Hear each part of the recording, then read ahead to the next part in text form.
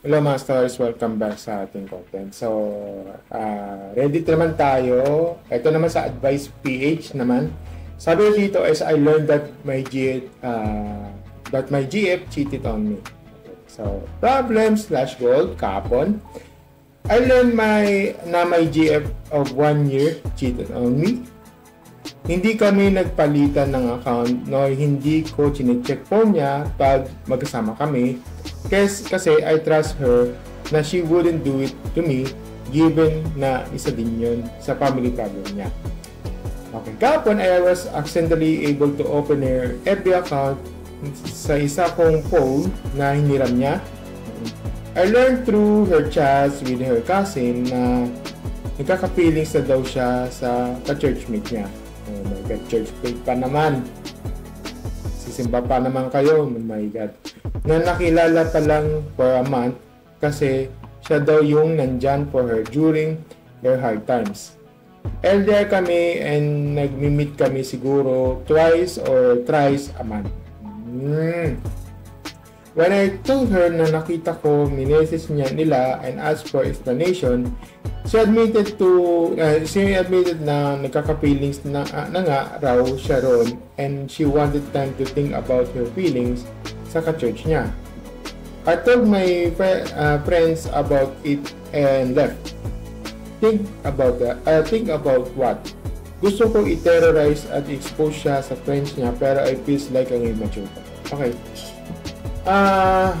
Okay, so ano, yung mga ganito sabi niyo mo na i-expose ang masasabi ko lang wag mo i-expose. Tama ka dyan na pag ginawa mo yung immature ka talaga, totoo yun na gagawin, baka sabihin napaka-immature mo naman talaga yun. Totoo yun. Mas may naman kung ganito kasi yung mga kaka-feelings, ang masasabi ko lang may mga kasi na medyo off na siya, ganito ganyan. Mas mainam kausapin mo na kung itutuloy mo ba o hindi. Nasa sa inyo yan sa inyo yan. Kung itutuloy yan. Kasi once na yan, parang yun nga, LDR nga kayo. Tapos may pa kayo parang andun pa rin yung communications o andun pa rin yung relation nyo. Nasa sa inyo kung ititigil nyo o hindi. Diba? Tapos, yun nga, may feelings pala yung sa ka-churchmate niya.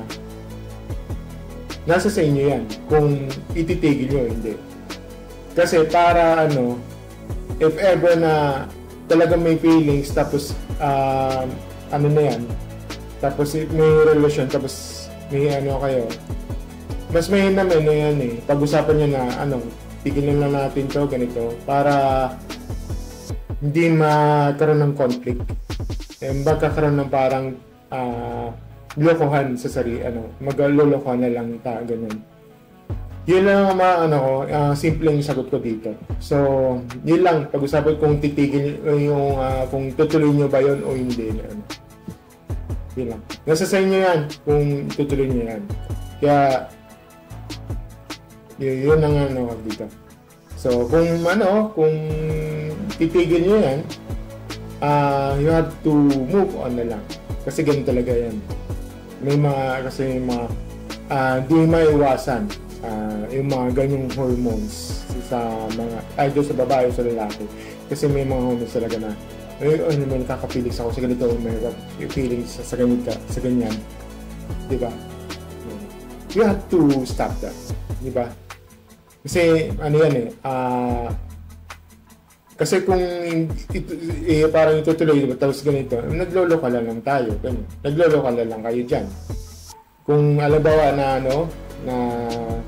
hindi ko ihiwalay ganito, hindi kami ihiwalay, sabi ng babae, hindi ko ihiwalay, tapos every time na may kakaroon ng feelings kayo, parang niloko mo siya diba? Mas mainam na lang yung parang usap ko na kung titigil ba kung tutuloy mo ba o hindi yung relasyon mo, diba? Yun yun lang yung tanging way lang dyan. Ito, sabi nga dito, yeah, we look like immature, break up with her and move on. Congratulations, dapat magpa-leksyon ka kasi wala ka na sa maling tao. Gusto ko i-terrorize, expose ng friends niya, pero it feels like immature. Pero wag mo yan gawin yan. Wag mo yan gawin. Yan ang tunay na sayang oras. Bumili ka na lang ng lechon at mag-enjoy. Ba't napunta sa inyo? Ba't napunta ito sa lechon? Di ba? Ito. You don't need to expose her. The mere fact na malaman mo na katotohanan, then mumultuin na siya ng konsensya niya.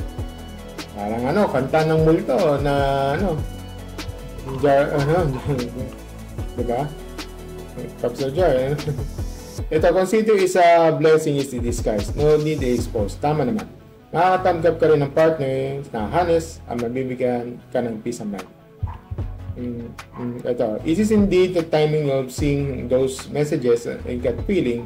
I had to really was a blessing in the disguise. So, yun.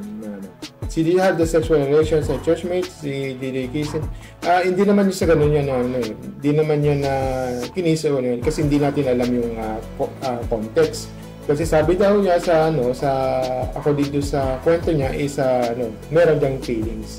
Wala naman sinabi na kiss, na sexual, gano'n. Basta sanabi lang niya, may feelings siya. Huwag nating paunahan yung ang tanong. Okay? So, yun lang, ang masabi ko lang dyan is, siguro hindi ito para sa'yo. Siguro na lang siya, parang na-track siya sa maling tao. Diba?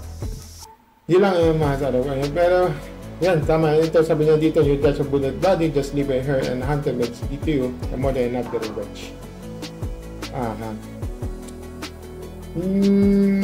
Medyo ito sabi nga I had but keep a screenshot of the cover, especially when they said na nakakabili siya for the guy, pero I don't think gagawin ngayon as I know someone is not like that. Hopefully tama magkakakilala ko sa kanya. Thank you, pre. Tama lang yun, tama lang ang kakilala mo, pero sana kung ever mapuntang ako mapunta sa hantong na hantong sa i-screenshot mo, ilalagay sa social media, very wrong yun. Very wrong yun. Paano yan is an immature, pwede ka balikan rin yun. Data privacy yun. Okay? So, mas better na wag mong i-post sa social media, lalo na whenever nagkaroon ng feelings, di ba? Number one rule sa lahat sa mga tao, wag nyo ipo-post sa social media on public. Mapapublic yan kahit yung nakalagay friends only, bawal din yun. Okay? Mas mainam na ikaw lang makakaalam nun. Tapos kung kausapin mo lang kung itutuloy mo ba o hindi, nasa sa inyo yan. Okay? So, yun lang ang magiging advice ko dito. Kasi lang ito sa ito yung magiging simple advice para sa iyo. So, ito sabi niya dito, you gave me trust, you gave you a church crush. Anong gusto niyang pag-isipan? Whether to love you or praise the worship o si kuya habang nagkakakantahan sa devotion. Honestly, the fact na gusto niya mag-isip after admitting na court feelings is wild. Ano akala niya sa relation? Parang buffet? Tikim-tikim muna, then balikan na hindi masarap yung bago? Hindi immature na gusto mong i-expose siya. Natural yun sa taong nasaktan at binago. Pero kung gusto mo talaga manalo, don't go low, just disappear quietly, confidentially. Let her enjoy your new spiritual journey habang ikaw ay naka-fast track sa healing part. Yun, tama naman to. Exactly, tama yung gano'n. You have to go, just disappear na lang. Makakahanap ka rin yung And not just nakahanap. Take it slow na lang. Siguro, wag mong madaliin yung paghahanap ng magiging paano sa buhay. Siguro darating to sa takdang panahon. Yun. At siguro hindi pa ngayon, hindi pa bukas, hindi in the future. Siguro in just a time, just a moment of time. Yun lang yung masasabi. Best revenge, lang scene and tahimik to grow up. Best karma, do the performance. So, as long as ito, ko dito. Ang relasyon kasi, lang yan eh. Ang relasyon, this is just a trial. Trial lang yan. Okay? Hindi pa nga kayo mag-asawa eh. Doon mo malalaman, pag ikaw ang nag-asawa, doon malalaman kung ang true love. Alam mo, ang boyfriend and girlfriend, don't take me wrong ha, don't take me wrong. Ang boyfriend and girlfriend, parang lang yan, just at trial. Di ko one stage, kapakapa lang yan. Oo. Pag ikaw yung mag-girlfriend and boyfriend, just a trial lang yan. Alamin yung estado sa buhay, alamin niyo yung mga pamilya sa buhay. Ganun talaga yun. Okay? So, yun yung talaga ang nagiging stage of the being girlfriend or boyfriend, di ba? Just a trial lang yan. Di ba? Malalaman mo lang yan pag ikaw ay nagmahal na lubusan. Ikaw nag-propose, tapos nagpakasal kayo, doon malalaman ang tunay na partner. Yun lang ang masasabi ko dito mga stories. Thank you and see you next week. Bye!